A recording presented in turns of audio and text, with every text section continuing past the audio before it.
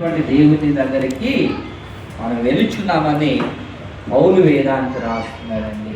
కాబట్టి ప్రియమైనటువంటి వాళ్ళారా, యేసు వద్దకు రావటము, యేసు వద్దకు విశ్వాసంతో పరమో, యేసు వాక్యాన్ని తీసుకొని ముందుకు వెళ్ళటము, యేసు కొరకు మనము ప్రార్థన చేయడము, యేసు సువార్త బాధ్యతను ఈ లోకానికి చాటి చెప్పడమే జీసస్ యొక్క ముఖ్య ఉద్దేశముగా మనం చూస్తున్నాం.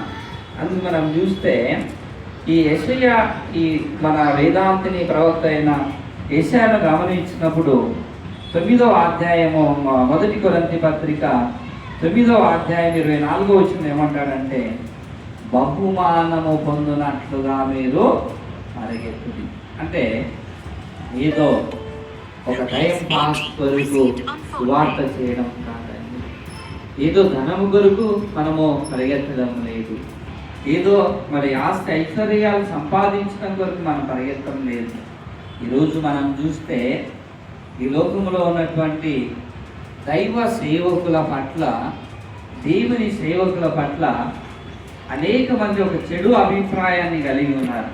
అదేంటంటే అనేక మంది సువార్థికులు వారు ధనాన్ని సంపాదించటము, ధనాన్ని కూడబెట్టడము, ఆస్తులు సంపాదించడం కొరకే వీరు సువార్త సేవ చేసుకున్నారని అనేక మంది మనసుల్లో ఒక చెడు అభిప్రాయం ఉంది. అయితే పౌలు వేదాంతి రాస్తున్నాయా, వాళ్ళందరూ కూడా సువార్త సేవ ప్రకటిస్తున్నారు, కానీ వాళ్ళందరూ ఎందుకోసం పరిగెత్తున్నారండి?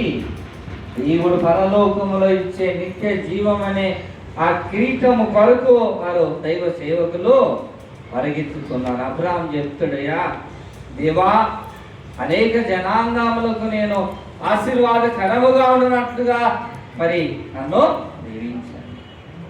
ప్రియమైనటువంటి మరి రన్ ఫర్ జీసస్ ఈ కార్యక్రమంలో మనము ముందుకు వెళుతున్నాం, ముందుకు కదులుతున్నాం, ముందుకు పరిగెత్తుతున్నాం.